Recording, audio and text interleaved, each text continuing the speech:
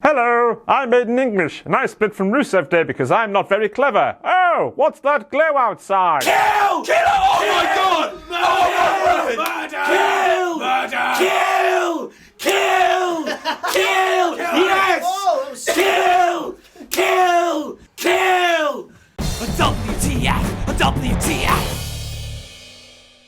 Hello, I'm Ross Twiddell from Cultaholic.com. You are my sexual wang pheasants, and welcome to all of the WTF moments from last night's SmackDown Live in what has to be one of the most glorious SmackDown Lives in the history of SmackDown Live, because finally my Bane spirit animal Rusev is out of prison. The shackles created by that baldy prick Aiden English are finally gone. He can now soar with the eagle's nest that is WWE's babyface division.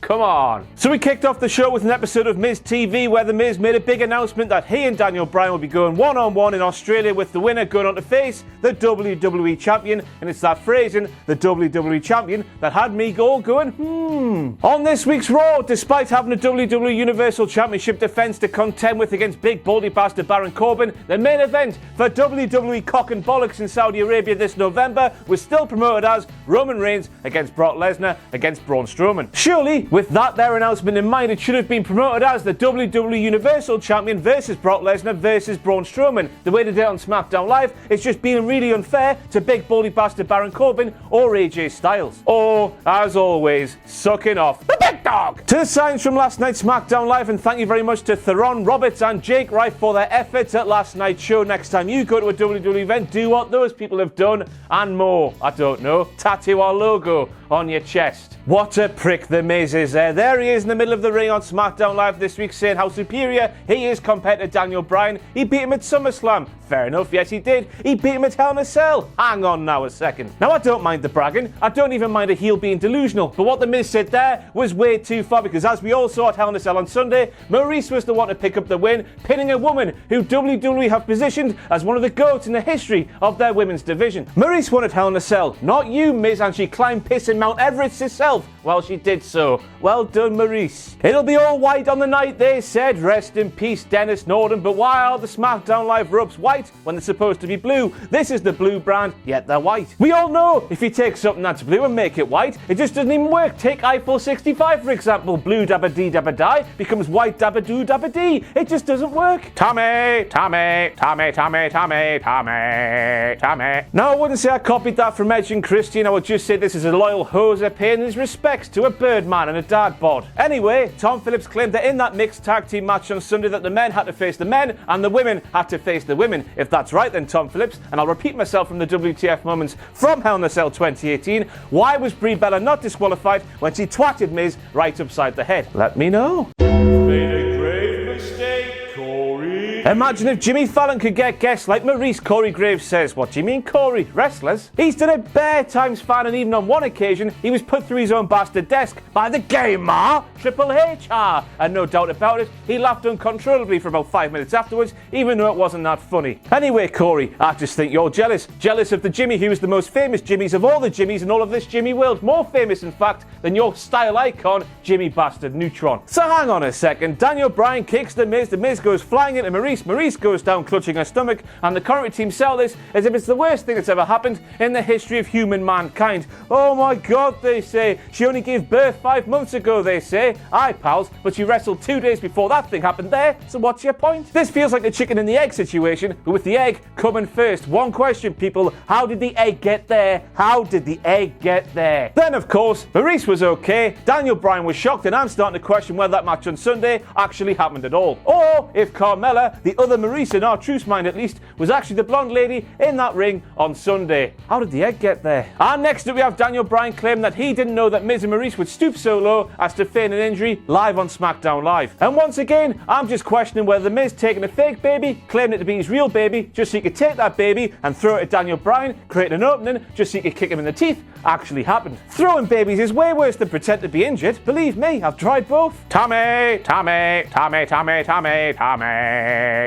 Hello again, Tom. You claim that ever since Daniel Bryan has returned, Daniel Bryan has been striving towards the WWE Championship, and I just don't think that's true. He's been boot like bollocks, and just a few short months after his return, he already feels like just another WWE superstar. He battled against Kevin Owens and Sami Zayn, no title in sight. He then battled against the Giant, no title in sight. He then reunited Team Hell No, no WWE Championship in sight, and now he's in a feud with The Miz that up until last night had no WWE Championship in sight. So yeah, as I've just proven there, no WWE Championship in sight, no prospects at a WWE Championship shot in sight either, until last night, of course. WWE've done a wonderful job of booking Daniel Bryan from being the big old superstar Daniel Bryan to be something like just Joe. And that's really sad. What the hell, Sheamus the Unicorn got to do with New Day and pancakes? And then we have Kofi Kingston claiming that non-Australian Big E doing an Australian accent like he did on last night's show, crikey mate, is offensive. Oh, whoops. Sorry, Australia. Only joking, you flaming wallabies. The Iconic said it's absolutely fine to do an Australian accent, and I am very relieved. Did you see how high that pancake bounced? Now, just like you, I thought that when a pancake was thrown to the floor, it would just go splat, like a pensioner falling down in the street. But no, the New Day's pancakes bounce, and I'd like to know why. Do you reckon they were made with a raising agent? Well, no, because they're flat, you tit.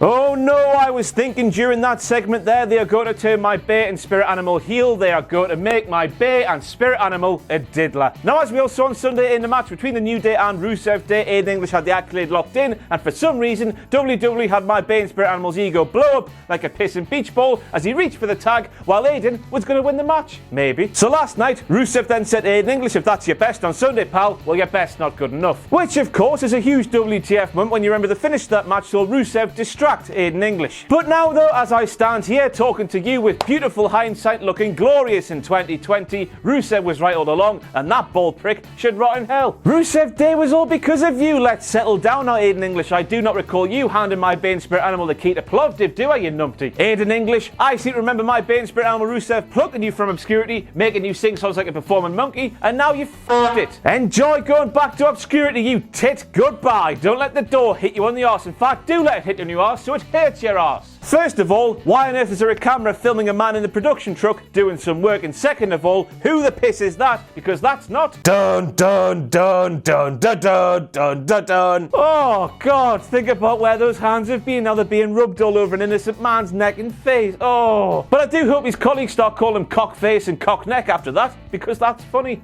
Made a grave mistake, Corey. So Corey Graves is going on about how he didn't know how Randy Orton could be so depraved, getting Jeff Hardy when he was down and out and pinning him. So Randy hurt his opponent hurt himself a bit more, then Randy Orton pinned the opponent in a Hell in a Piss and Cell match, Corey. What else is he supposed to do? Isn't that how wrestling works? You hurt the opponent, you pin the opponent. I know I've said this on the Hell in a Cell WTF Moments, but it bears repeating once again. Randy did nothing wrong, apart from touch his willy. And to the moment of the night we go, and yes, I know I've alluded to it previously, but I couldn't just keep it in, could I? Aiden English turned on my Bane Spirit Animal because, as we all know, before Rusev Day, Aiden English was having great success, wasn't he?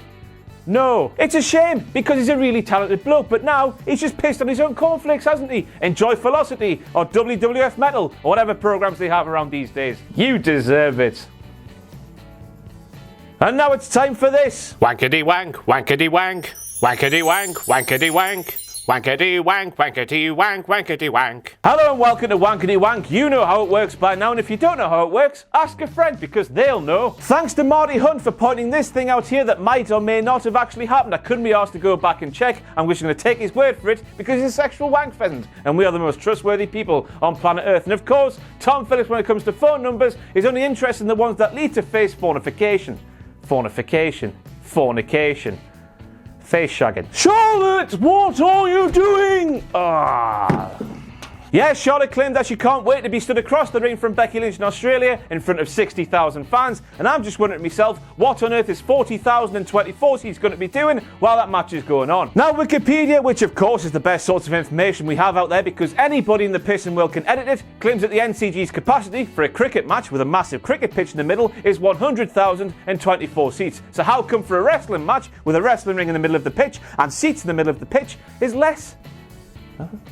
Charlotte, what are you doing? Charlotte, you claimed you've always shown Becky Lynch respect, and I claim that I beat up a grizzly bear. We're both talking bollocks. We all saw it with our own eyes when you kicked her in the back when her back was turned on Raw, and then you had your dirty old stinking daddy stick his tongue down her throat at the Royal Rumble in 2016. She looked like such a respectable lady then, didn't she, Charlotte? No. Heels tell lies, don't they? So maybe we did see a double turn at Hell in a Cell on Sunday. One to ponder. Ho-ho. And that's it for your WTF moments from last night's SmackDown Live. I've been Ross from Cultaholic.com. Thank you for being a sexual wank pheasant. That in the intro yesterday. That wasn't a reference to Matt Hardy. Goodbye! Follow me on Twitter at RossOnWrestling. Pledge to our Patreon page, patreon.com/Cultaholic. Any support to give us would be greatly appreciated, and we'll love you forever. But most importantly of all, do not forget to join us on every form of social media we have.